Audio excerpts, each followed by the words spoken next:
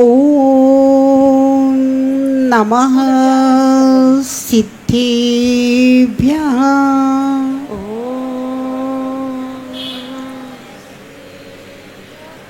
ओम नमः सिद्धेभ्यः।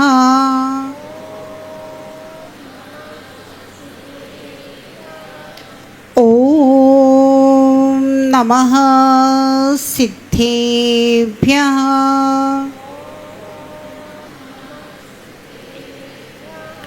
ओंकारं बिंदु संयुक्तं नित्यं ध्यायन्ति योगिनः कामदं मोक्षदं चैव।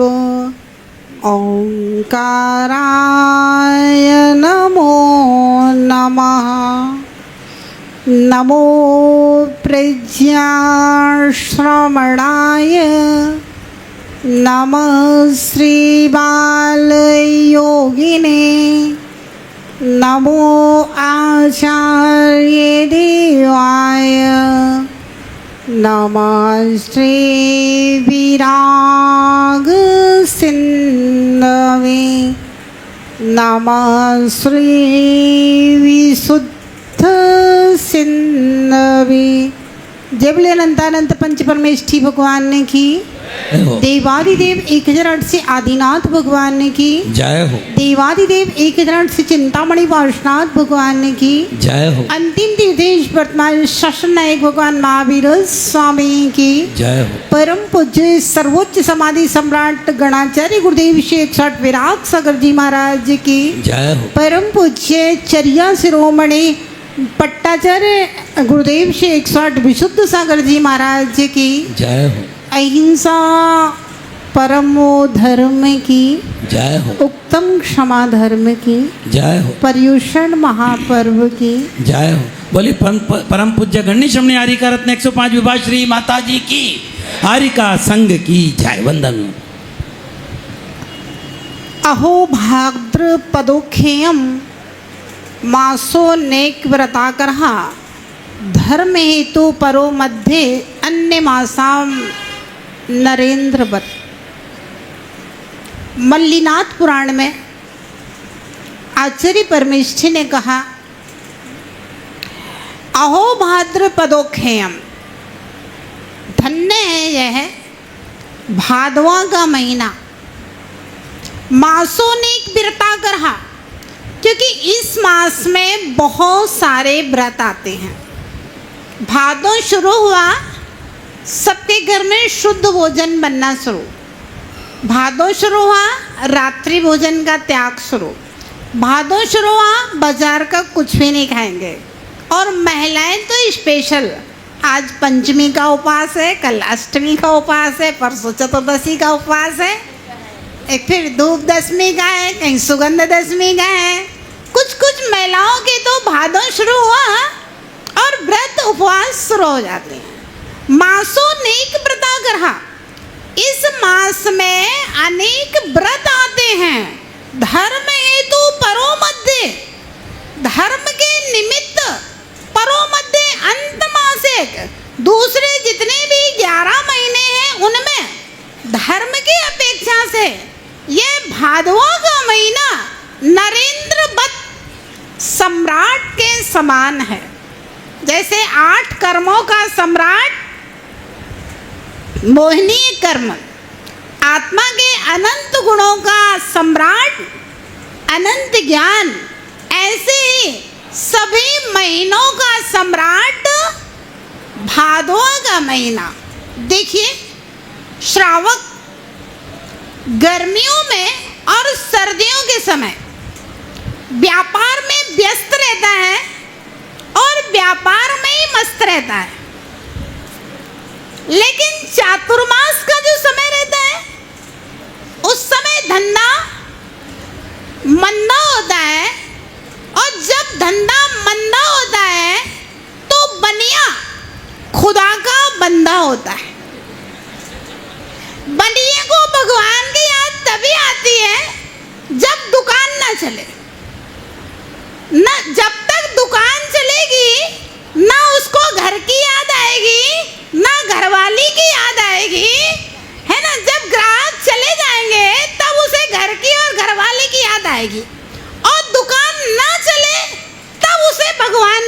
जाएगी। आप देखना, जो बड़े व्यापारी होंगे, धन कमाने में व्यस्त हैं, दुकान पे लंबी लाइन लगी हो, उन्हें भगवान की जरूरत नहीं होती और वे भगवान के पास आते भी नहीं हैं। और किस्मत से अगर धंधा कहीं 2-4 महीने ऐसा हो जाए कि गड़बड़ हो रहा है, तो फिर ज्योतिषी को देखेंगे, पंडित को देखेंगे, वहाँ भी काम नहीं चलेगा, तो महाराज माता जी के पास आएंगे कि धंधा नहीं चल रहा, अब क्या करें, कोई उपाय बताओ, कोई मंत्र वंत्र बताओ। अरे भैया, हमारे जैन शासन में भगवान महावीर सारे यंत्र मंत्र तंत्र सब पहले ही दे गए हैं।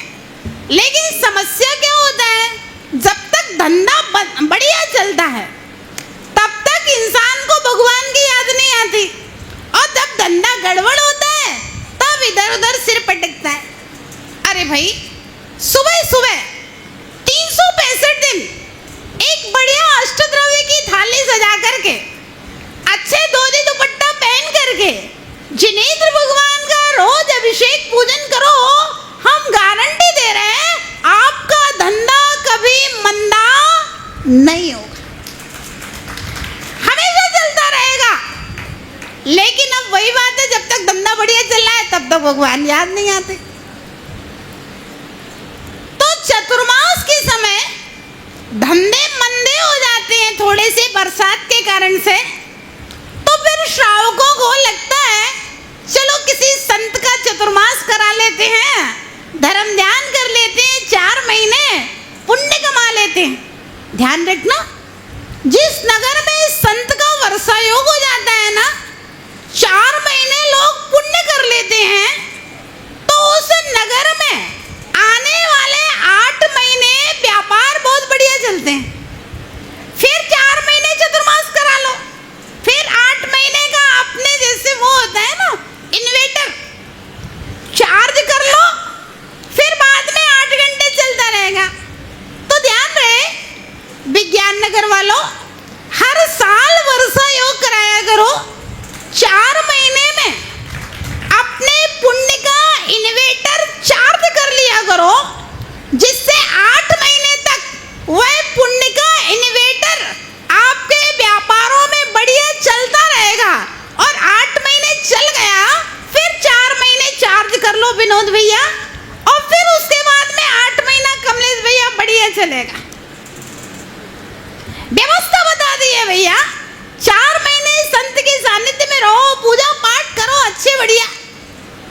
अब बड़ी समस्या है श्रावकों के साथ, तो 4 महीने बहुत लगते हैं, तो कोई बात नहीं, कम से कम भादों के 1 महीना आ जाओ, भादों का महीना भी बहुत लगता है, तो कोई बात नहीं, कम से कम अगर 365 दिन में अगर आप जीवन में 10 दिन भी सच्चे श्रावक बनकर के रह गए, मैंने बताया था ना, सच्चा श्रावक सुबह 4 बजे सो करके उठ जाएगा, है ना, अपनी क्रियाओं से निवृत्त होकर के योगासन, ध्यान, प्राणायाम, अभिषेक, पूजन, उपदेश, उसके बाद भोजन पान, और अभी चूंकि आप उत्कृष्ट श्रावक बढ़िया बने हुए हो, व्यापार नहीं करो तो बढ़िया है, सामयिक करो, दोपहर की क्लास, शाम का ठीक 6 बजे प्रतिक्रमण और तीर्थ वंदना ध्यान, और 7 बजे से लेकर के 8 बजे तक आरती का समय है, और ठीक 8 बजे आपके सांस्कृतिक कार्यक्रम जो भी होंगे मुझे पता नहीं है, उनका समय है 8 बजे के बाद, 8 बजे तक मंगल आरती। तो 10 दिन अगर आप सच्चे श्रावक बनकर के रहते हैं, कोई भी व्यक्ति चाहे शिविर में बैठा हो चाहे शिविर में ना बैठा हो, जहाँ तक मेरी आवाज़ जा रही है, जहाँ तक मेरी आवाज़ पहुँच सकती है, कोई भी व्यक्ति कम से कम इन्हें 10 दिनों में आप 10 उपवास नहीं कर सकते, कोई बात नहीं, एकादशना करो, एकादशना नहीं कर सकते, कोई बात नहीं, आप एक टाइम भोजन कर लो, एक टाइम पानी पी लो, इतना भी नहीं कर सकते तो भैया एक टाइम भोजन कर लो, फल वल खा करके काम चला लो, इतना भी नहीं कर सकते तो भैया 2 टाइम भोजन कर लो, इतना भी नहीं कर सकते तो कम से कम आप दिन भर खा लो, लेकिन रात्रि में चारों प्रकार के आहारों का त्याग। अब हम ये नहीं सुनेंगे माता जी अनाज नहीं खाएंगे। इन पर्युषण के 10 दिनों के लिए हम ये नहीं सुनेंगे कि हम दूध पी लेंगे कि पानी पी लेंगे, नहीं, ना दूध चलेगा, ना पानी चलेगा, ना दवाई चलेगी, कुछ नहीं चलेगा। आप 10 दिन के लिए सब छोड़कर को तो देखिए, कुछ नहीं होगा आपका, बहुत अच्छे से आपके 10 दिन गुजरेंगे। तो कम से कम 10 दिन के लिए रात्रि भोजन का त्याग मतलब आगम के अनुसार यही होता है कि चारों प्रकार के आहारों का त्याग।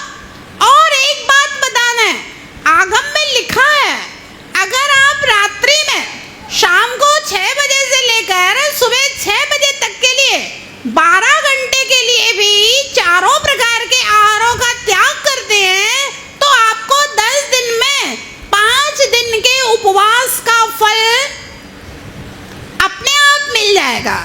और तत्वार्थ सूत्र का वाचन सुनेंगे तो एक बार तत्वार्थ सूत्र का वाचन सुनने से एक उपवास का फल मिलता है।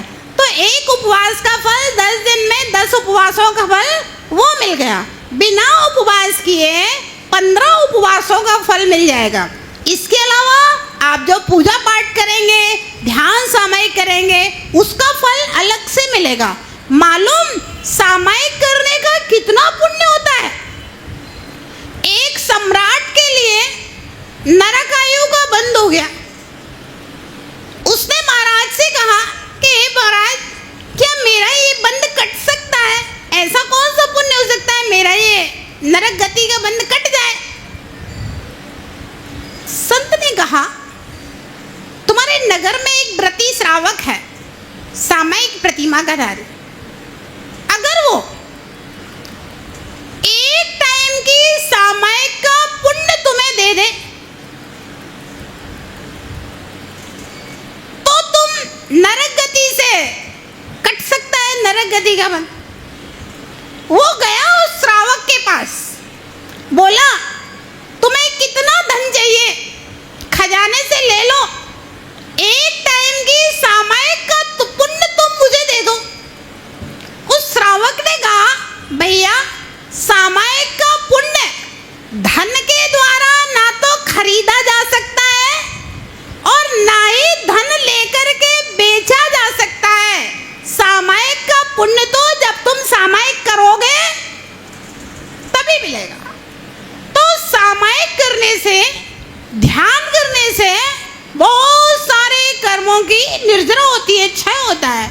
तो पूजन करके, प्रतिक्रमण और सामायिक करके कितने सारे कर्मों का आप क्षय कर लेंगे।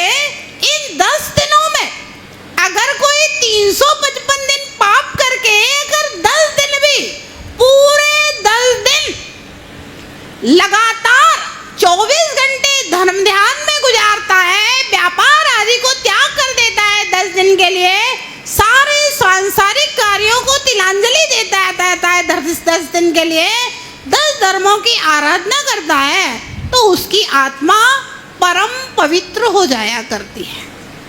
तो भव्यात्माओं, ये पर्युषण महापर्व खाने पीने के लिए नहीं है, खेलने कूदने के लिए नहीं है, घूमने के लिए नहीं है। ये पर्युषण महापर्व जिनेंद्र भगवान का अभिषेक और महापूजा के लिए है। ये पर्युषण महापर्व प्रतिक्रमण और सामायिक करने के लिए है। ये पर्युषण महापर्व तत्वार्थ सूत्र ग्रंथ का वाचन सुनने के लिए है।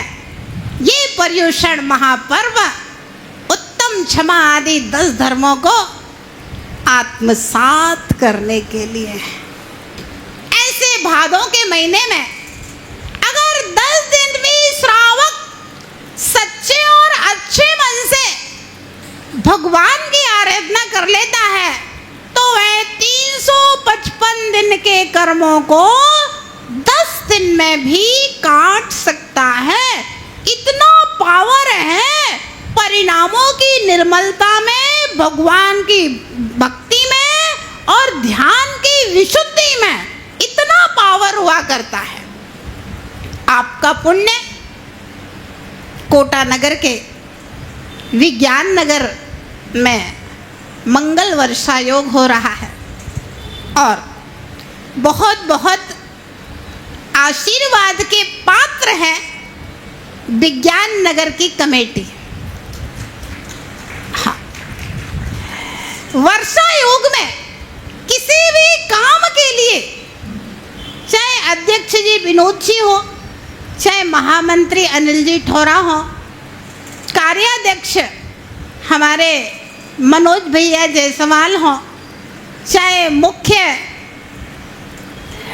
संयोजक रितेश जी हो और सबके ऊपर सबके हाथ रखने वाले श्रीमान राजमल जी पाटोदी जी हो, हरसोरा जी हैं, सीताराम जी वगैरह वगैरह, जितनी भी ये कमेटी विज्ञान नगर की है, किसी भी काम के लिए अगर संघ के द्वारा एक बार कहा जाता है तो ना किसी की जुबान पे नहीं है, ये सबसे बड़ी बात है।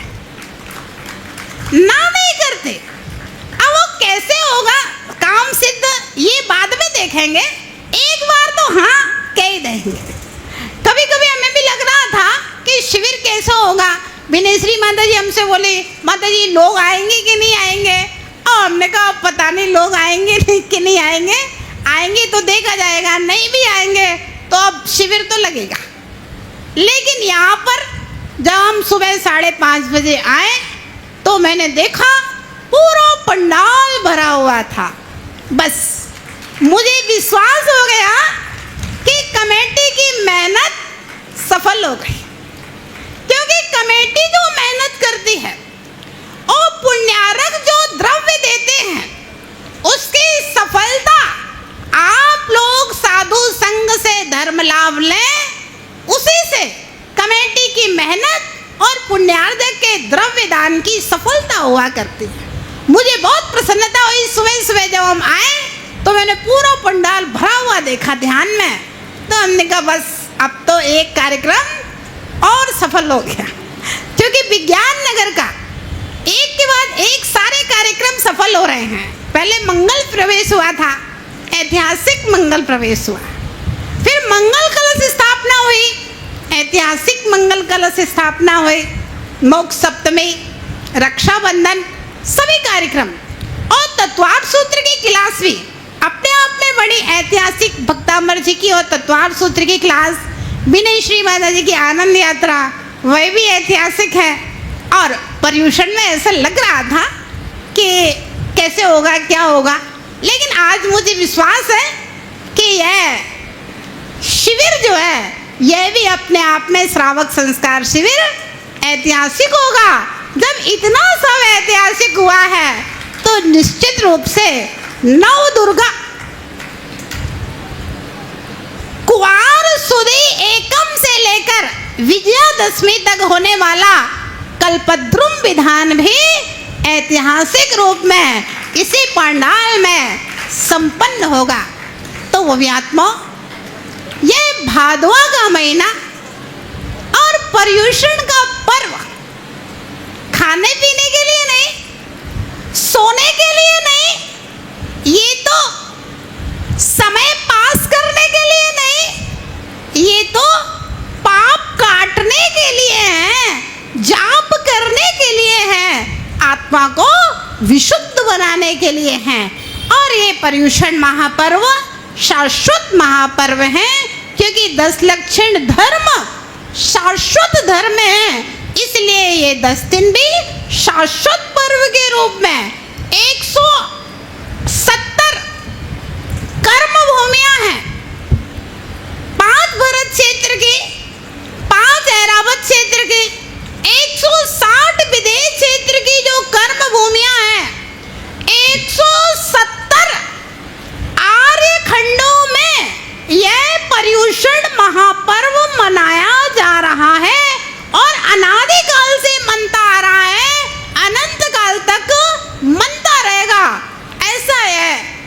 आषाढ़ महापर्व का आज का प्रथम दिन किस चीज का है? उत्तम क्षमा धर्म धारण कर। क्षमा क्या है? विचार करो, क्या है क्षमा? क्षमा कहां से आएगी? क्या हम आपको क्षमा देंगे कि भगवान आपको क्षमा देंगे? क्या आपका शत्रु आपको क्षमा देगा, या आपका परिवार आपको क्षमा देगा, या आपका पड़ोसी आपको क्षमा देगा? आपको कौन क्षमा प्रदान करने वाला है? विचार करें, सोचें, क्योंकि यहाँ मैक्सिमम लोग तत्वार्थ सूत्र के स्टूडेंट्स बैठे हुए हैं और सब ज्ञानी जीव हैं। ध्यान रहे, क्षमा कहीं बाहर से नहीं आना है, क्षमा ऊपर से नहीं आना है, कोई हमें क्षमा देने वाला नहीं है, क्षमा बाहर की वस्तु नहीं है। क्षमा मेरी आत्मा की अलौकिक संपत्ति है, मेरी आत्मा की अलौकिक संपत्ति है। क्षमा मेरी आत्मा का गुण है, क्षमा मेरी आत्मा का स्वभाव है। बाहर से क्षमा नहीं आएगी, क्षमा तो अंदर से आने वाली है। बाहर से क्या आता है? बाहर से क्या आता है? क्रोध बाहर से आता है, क्षमा बाहर से नहीं आती। हम क्षमा इधर मांगे उधर मांगे, कोई से क्षमा मांगने की जरूरत नहीं है। पहले आपको अपनी आत्मा में क्षमा पैदा करने की जरूरत है। हमारी आत्मा में क्षमा पैदा हो जाएगी, शत्रु हमें क्षमा नहीं भी करेगा तब भी शत्रु मेरा बाल भी बांका नहीं कर सकता है, क्योंकि क्षमा मुझे अंतरंग में धारण करना है, दूसरा मुझे क्षमा नहीं दे सकता है। और दूसरा क्षमा दे भी देगा और मैं अंतरंग में क्षमा को धारण नहीं करूंगा तो दूसरे की क्षमा से मेरे अंदर कोई भी मुझे आत्मलाभ होने वाला नहीं। क्षमा के विषय में आचार्य भगवान कुंद देव ने लिखा है, कालुष्य अनुत्पत्ति क्षम। छोटा सा सूत्र है, याद कर लीजिए आप लोग। कालुष्य, बोलो, कालुष्य, कालुष्य अनुत्पत्ति, अनुत्पत्ति क्षमा। छोटा सा सूत्र है, कालुष्य अनुत्पत्ति क्षमा। बोलो, कालुष्य अनुत्पत्ति क्षमा। हाँ, छोटा सा सूत्र है, मूलाचार में भी यही सूत्र आया है, भगवती आराधना में भी यही सूत्र आया है, कालुष्य अनुत्पत्ति क्षमा। छोटी सी बात है, इसको हम लोग समझ लेंगे, क्षमा हमारे अंदर आ जाएगी, कोई बहुत बड़ी बात नहीं। अब देखिए, मुझे क्रोध उत्पन्न हो गया और मैं क्षमा मांग रहा हूं। आचार्य भगवान कहते हैं नहीं, मुनियों की क्षमा ऐसी नहीं होती। क्यों? अभी हम श्रावकों की बात नहीं कर रहे हैं, अभी हम अपनी बात कर रहे हैं, आप लोगों की चर्चा नहीं कर रहे हैं। आप लोगों की चर्चा अभी थोड़ी देर में करेंगे, क्योंकि क्षमा धर्म जो है अथवा ये 10 धर्म हैं, इनको किसी भी जिनागम में श्रावक धर्म नहीं कहा है। ध्यान देना, इन 10 धर्मों को श्रावक धर्म नहीं कहा है, इन 10 धर्मों को श्रमण धर्म कहा गया है। ये 10 धर्म जो है ना, श्रावकों के नहीं है, ये 10 धर्म साधुओं के धर्म है ना। तो सबसे पहले हम अपनी बात कर रहे हैं, आपकी बात नहीं कर रहे हैं। कालुष्य अनुत्पत्ति क्षमा मतलब मेरी आत्मा में कलुषता उत्पन्न ही नहीं होना चाहिए। आचार्य देव कह रहे हैं, ये संत हे साधक वह आपकी उत्तम क्षमा है। ऐसे बहुत सारे संत हुए जिनके नाम उंगलियों पे नहीं गिने जा सकते। बहुत लंबी लिस्ट है ऐसे संतों की जिनके जीवन में कलुषता उत्पन्न ही नहीं हुई। गजकुमार मुनि सिर के ऊपर सिगड़ी जला दी थी। अब सोमदेव ब्राह्मण उसके अपने ससुर जी ने, और गजकुमार मुनि कालुष्य अनुत्पत्ति, कालुष उत्पन्न नहीं हुआ, एकदम साम्य भाव, समता भाव। देखिए, मस्तक के ऊपर भले ही सिगड़ी जल रही हो, लेकिन मुनिराज गजकुमार की आत्मा में प्रकृति से, स्वभाव से, आत्मा के स्वभाव का ऐसी फिट था कि सिर के ऊपर अग्नि जल रही है, लेकिन अग्नि उनके दिमाग में प्रवेश नहीं कर रही थी। और वे अगर अग्नि दिमाग में प्रवेश कर जाती, गुस्सा आ जाता, तो तपस्या भंग हो जाती, मुनि पद भंग हो जाता। लेकिन क्रोध नहीं आया, क्योंकि दिमाग में एसी लगा हुआ था, आत्म स्वभाव का एसी। और गुण स्थानों को ऊपर चढ़ करके छपक सेड़ी मार करके केवल ज्ञान को प्राप्त हो गए और निर्वाण की सिद्धि हो गई। इसको कहते हैं कालुष्य अनुत्पत्ति क्षमा। 5 पांडवों को पूरे शरीर पे लोहे का मुकुट तपता हुआ लगा दिया, लोहे का हार, लोहे के बाजूबंद लाल लाल तपते हुए, पूरा शरीर गीली लकड़ी की तरह जल रहा है। लेकिन 5 पांडव के अंदर दिमाग में लोहे का मुकुट भले लाल तप लगा हो, लेकिन उनके दिमाग के अंदर, आत्मा के अंदर आत्म स्वभाव का एसी लगा हुआ था। तो वो अग्नि अंदर नहीं जा रही थी, शरीर को जला रही थी अग्नि, लेकिन अंतरंग आत्मा को नहीं जला रही थी। और वे 3 पांडव ध्यान करके केवल ज्ञान को प्राप्त करके निर्वाण सिद्धि करते हैं, और 2 पांडव ध्यान करके सर्वार्थ सिद्धि को प्राप्त करते हैं। भव्यात्माओं, इसे कहते हैं कालुष्य अनुत्पत्ति क्षमा। अब है घोष मुनि के दोनों हाथ, दोनों पैर काट दिए, फिर भी मुनि महाराज ध्यान में केवल ज्ञान को प्राप्त हो गए। संजयंत मुनि को उठा करके समुद्र में फेंक दिया, फिर भी मुनि महाराज ध्यान में विराजमान और केवल ज्ञान को प्राप्त हो गए। भगवान पारसनाथ के ऊपर कमठ ने इतना उपसर्ग किया, लेकिन फिर भी भगवान के दिमाग में बिल्कुल ठंडा एसी लगा हुआ था, आत्म स्वभाव प्रकट हो रहा था अंतरंग से, बाहर से उपसर्ग चल रहे थे।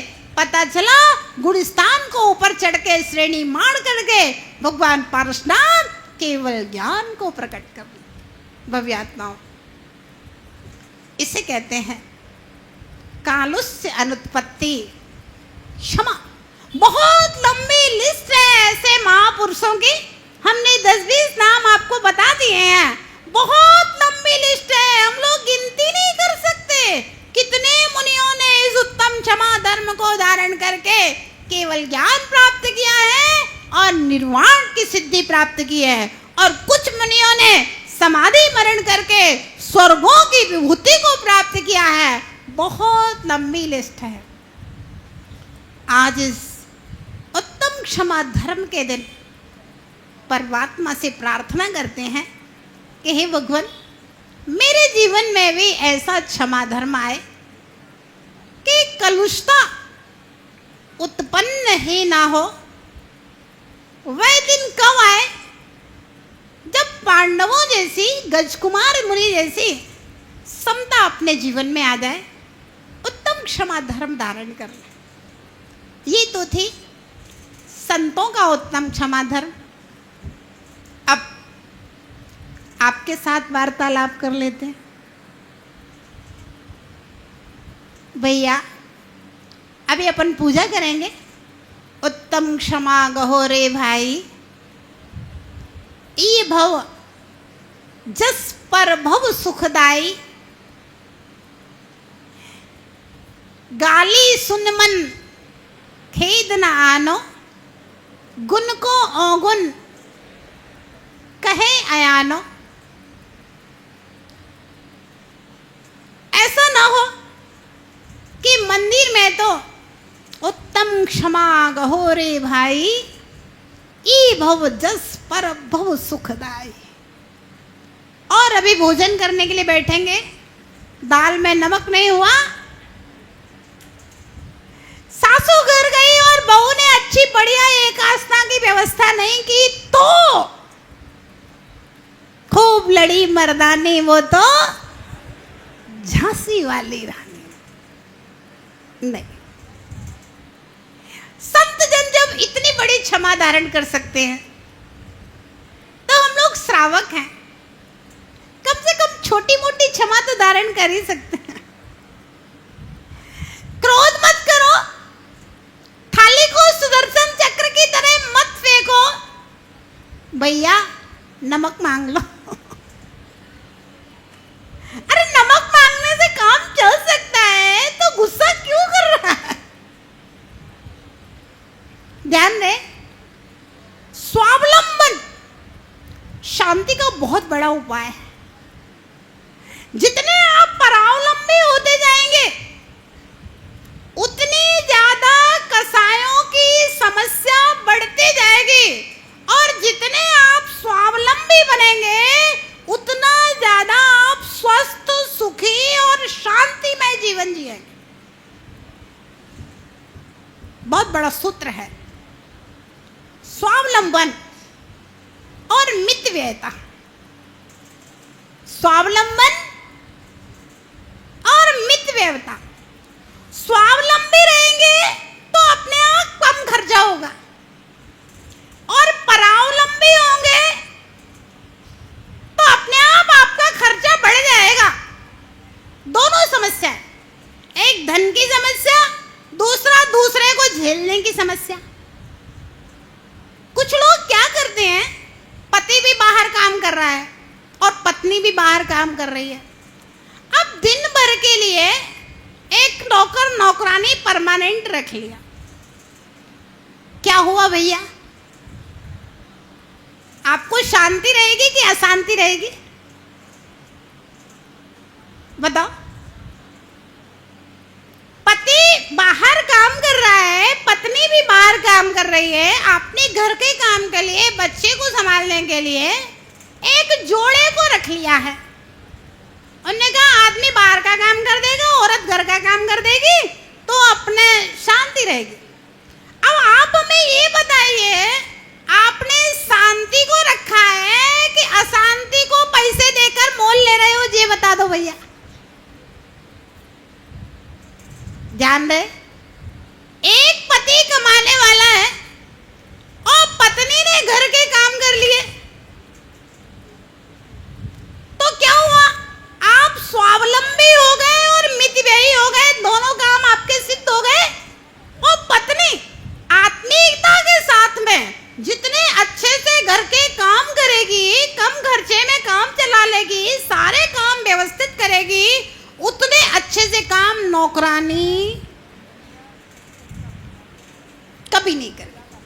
अब देखिए, आप दोनों कमा रहे हैं और अब जो पति पत्नी दोनों तुम्हारा काम कर रहे हैं, भले ही काम करें ना करें, मक्कारी मिलाएं, कुछ भी करें, आप तो बाहर चले गए दोनों।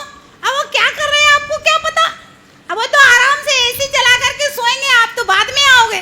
बे आपके डल्लब के गद्दों पे पहले ही दिन भर सो लेंगे आराम से, तुम तो रात में आओगे, शाम को आओगे। घर खुला है, माँ का चाबी उसके पास, दिन भर वो भोगेगा, शाम को आप जब आओगे थके आ रहे, तो क्या होगा?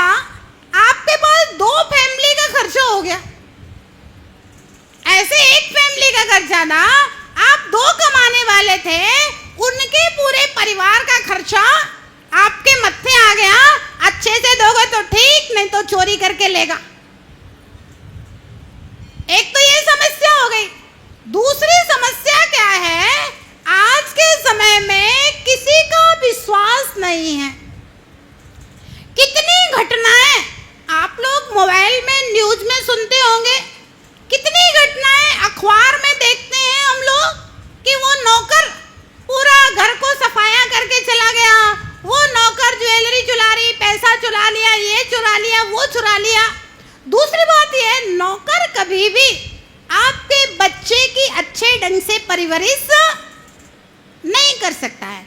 जो बच्चे की परवरिश एक माँ कर सकती है, वो परवरिश नौकर कभी नहीं कर सकता। भाई आत्माओं, तो आपके बच्चे बिगड़ गए, आपकी परवरिश से गए। यहां तक भी ठीक है भैया, चोरी चुरा ली। एक और समस्या है कि वे नौकर इतने हावी हो जाते हैं, ये तो पुरानी परंपरा है। सत्येंद्र राजा को काष्टांगर उनके मंत्री ने ही मार दिया था, पुरानी परंपरा है। नौकर अगर अपने मालिक को मार दे कोई बड़ी बात नहीं, थोड़े से अहंकारी नौकर होते हैं, उसने कोई गलती करी, आपने डांटा, उसने बैर बांध लिया। आज के समय में सब कृतज्ञ हैं, कृतज्ञता रही कहाँ है, किसका विश्वास करोगे? तो भैया आपने स्टाफ रख के शांति ली के अशांति ली। और ध्यान रखना, कुछ भी कहोगे क्रोध पैदा होगा, कसाय पैदा होगी। आप जितने स्वावलंबी रहेंगे उतना ज्यादा शांति और कम पैसे में, कम खर्च में आपका घर का परिवार चलता रहेगा और आराम से आप मंदिर आ सकोगे, पूजा पाठ कर सकोगे, सारे काम कर सकोगे। तो भव्य आत्माओं, स्वावलंबन और मितव्ययता ये हमारे क्रोध को कम करने के निमित्त बन सकते हैं, मिल सकते हैं। हमें देखना है कि आखिर क्रोध उत्पन्न क्यों होता है। क्रोध उत्पन्न होने का सबसे पहला सूत्र है अपेक्षा की उपेक्षा। हम जो अपेक्षा कर रहे हैं, हमारा मन चाहा काम नहीं हुआ, मेरी इच्छा की पूर्ति नहीं हुई, तुरंत क्रोध भड़कता है। आपने अपने बच्चे को बहुत अच्छे हॉस्टल में डाला था, लाख रुपए महीने का खर्चा आप दे रहे थे, कब से? कक्षा 1 से। 12 साल हो गए लाख रुपए खर्चा देते देते, और अगर किसी अच्छे कंपटीशन में आपका बच्चा नहीं निकला, उस समय आपका क्रोध देखने लायक होता है, और उस बच्चे का भी क्रोध देखने लायक होता है। कितने बच्चे आत्महत्या कर लेते हैं, उसका कारण यही है अपेक्षा की उपेक्षा। लड़कियों की शादियां नहीं हो रही हैं क्रोध में, क्यों? अपेक्षा की उपेक्षा। वो चाहती ऐसा पति मिले, ऐसा पति मिले, ऐसा परिवार मिले, इतना कमाने वाला होना चाहिए, सास ससुर के साथ नहीं रहना है, संयुक्त परिवार में नहीं रहना है, अकेले रहना है, ये करना है, ये करना है, ये सब नहीं मिला तो क्रोध है ना, घर परिवार का नाश कर देगी। वह लड़का चाहता है बिल्कुल हीरोइन लड़की चाहिए, और वो भी कमाने वाली चाहिए, और नहीं मिली तो भैया अपेक्षा की उपेक्षा।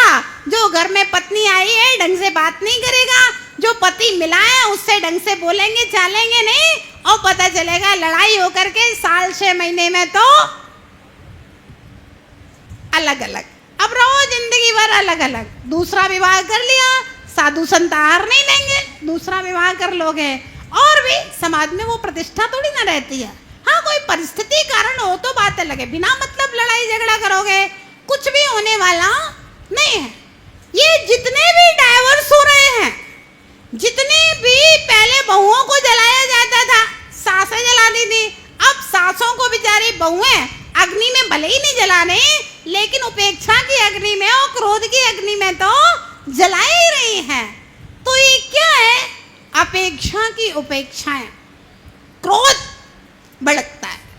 और जब हम अपेक्षा ही नहीं करेंगे, हम स्वावलंबी हो जाएंगे, तो बहुत सारे क्रोध के निबंध हमारे कम हो जाएंगे। बहुत सारी इच्छाएं करेंगे, स्वयं परेशान, दूसरे को परेशान। बहुत सारा मन चाहा मनमानी करेंगे, स्वयं परेशान, दूसरे के लिए परेशान, दोनों परेशान होंगे। तीसरा कारण होता है क्रोध उत्पत्ति का मानसिक अस्त व्यस्तता। जब हमारा दिमाग ठिकाने नहीं होता, हमारे जीवन के कोई लक्ष्य क्लियर नहीं होते और हमें पता नहीं हमें क्या करना है क्या नहीं करना है, व्यक्ति के अंदर निर्णय क्षमता नहीं होती। बहुत बड़ी बात है निर्णय क्षमता। मैंने अपने जीवन में 15 वर्ष की उम्र में ये निर्णय कर लिया था कि मुझे आत्म कल्याण के मार्ग में जाना है, मुझे आरिका बनना है। कितने साल की उम्र में?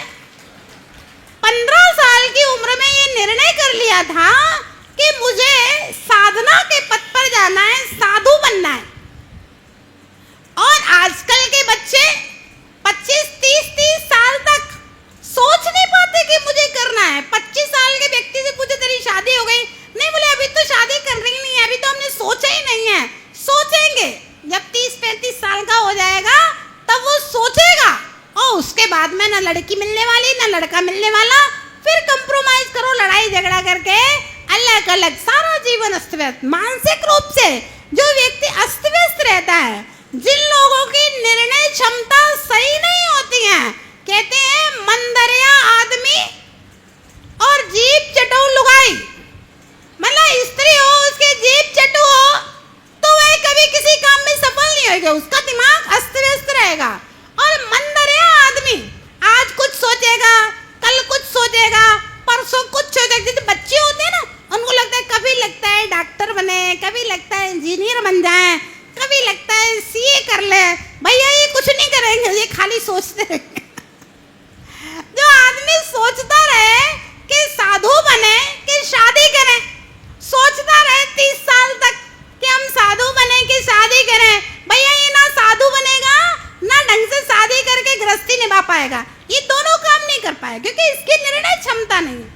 तो जिन लोगों की निर्णय क्षमता नहीं होती है, महत्वाकांक्षाएं बहुत होती हैं और महत्वाकांक्षाओं के अनुरूप पुरुषार्थ करने का भाव नहीं होता, आलसी टट्टू होते हैं। वो खाली सोच सोच करके, एक वो पहले टीवी में सीरियल आता था बहुत पुराना, मुंगेरी लाल के हसीन सपने। वो मुंगेरी लाल के सपनों की तरह प्रैक्टिकल जिंदगी को ना समझ करके हर चीज को सपने की तरह पाना चाहते हैं। वो मिलेगा नहीं, दिमाग अस्त व्यस्त रहेगा, तो उनके अंदर चिड़चिड़ापन, उनके अंदर क्रोध और दूसरों की उपलब्धियों को देख करके हमेशा ईर्ष्या भाव, द्वेष भाव पैदा होता रहेगा। ऐसा व्यक्ति हमेशा अंदर अंदर अंदर अंदर अंदर क्रोध से झुलसता रहेगा। मानसिक अस्त व्यस्तता, अस्वस्थता।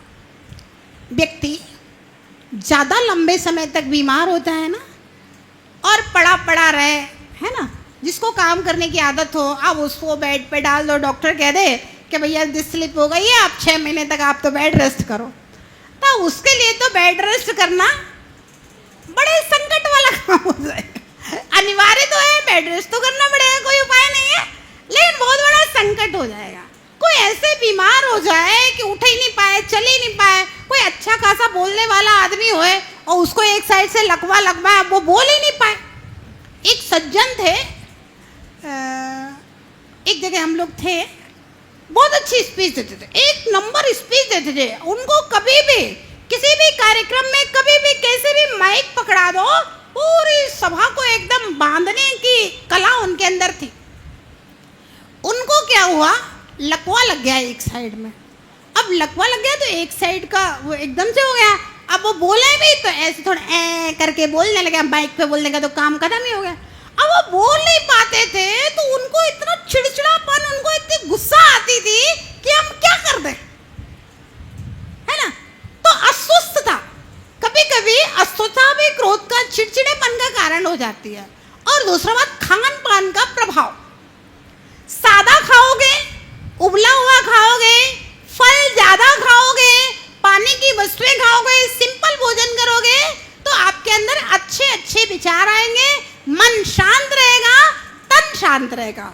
और ज्यादा भड़कीला तला हुआ और ज्यादा मिर्च मसाले वाला ज्यादा गरिष्ठ खाएगा तो पानी कम पिया जाएगा और फिर धीरे धीरे गैस बनेगी, ये होएगा, माथे पे गैस चढ़ेगी और पता चलेगा एकदम चिड़चिड़ापन और गुस्सा हो रहा है।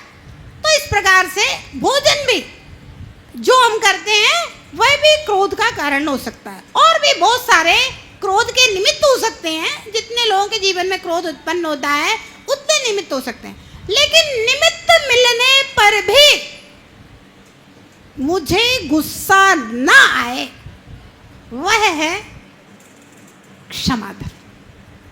क्योंकि क्रोध आपने कर लिया, नुकसान किसका हुआ?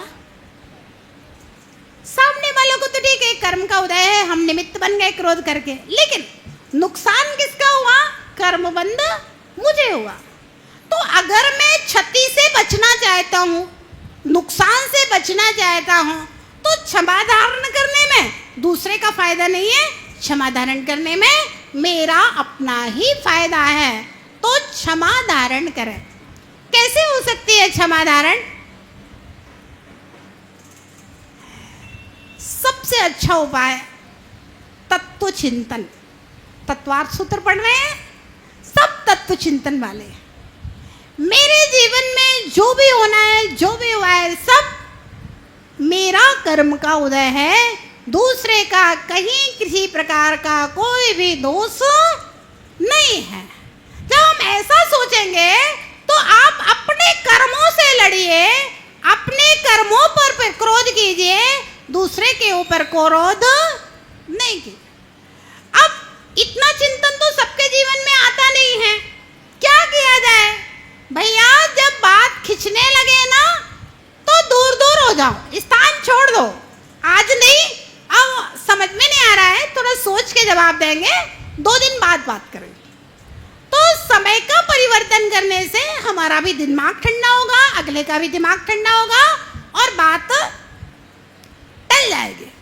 और ज्यादा मान लीजिए सामने वाला बोल ही रहा है, वो कल पर डालने के लिए तैयार नहीं है, तो अंतिम उपाय क्या है? मौन, जवाब मत दो। कुछ भी कह रहा है, कह लेने दो। एक तरफ से अग्नि कितनी जलेगी? आखिर उस अग्नि को कहने वाला भी तो बोल बाल के अंत में थक जाएगा, उसको चुप होना पड़ेगा, है ना?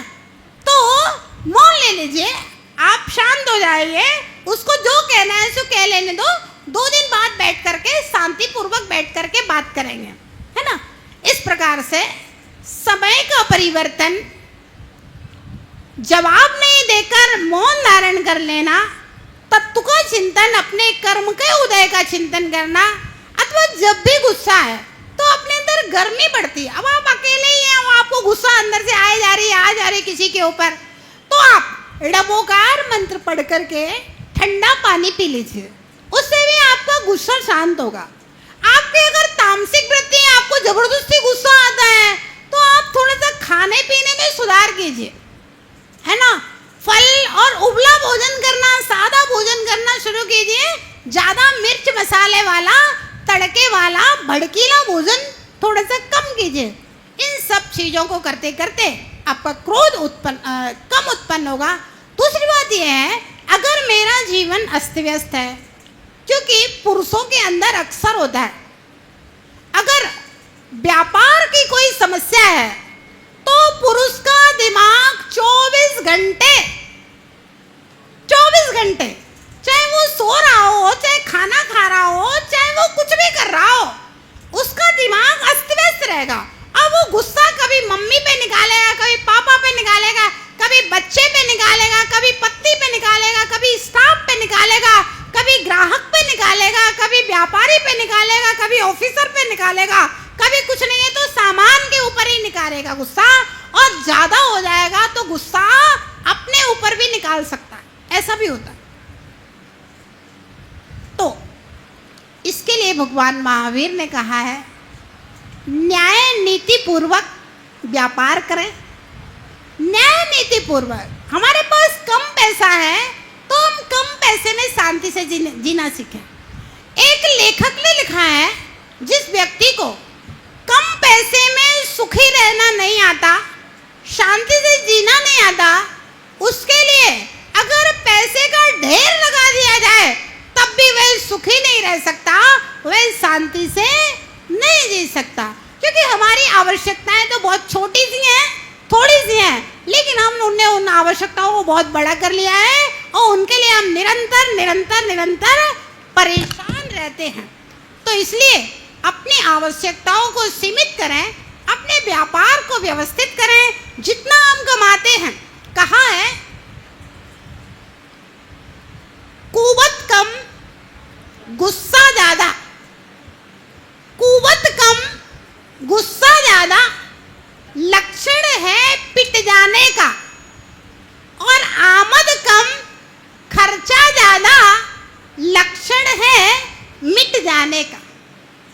जितनी आमदनी है उतना खर्चा करें, जितना भाई हमारा चादर है उतने ही पैर फैलाएं, उतने में ही हम खुश रहें, तो हम बहुत सारे अनावश्यक क्रोध से बच सकते हैं, सुखी और शांतिमय जीवन जी सकते हैं। भव्यात्माओं, समय आपका हो गया, तो ध्यान रहे आज का दिन चिंतन करें, मनन करें, विचार करें।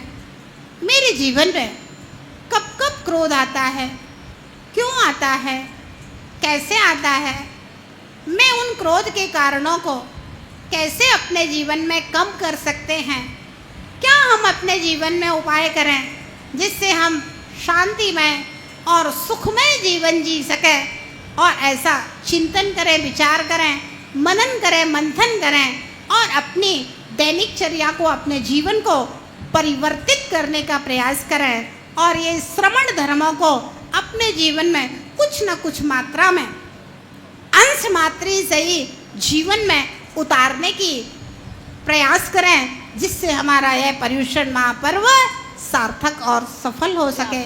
जय बोलिए उत्तम क्षमा धर्म की जय।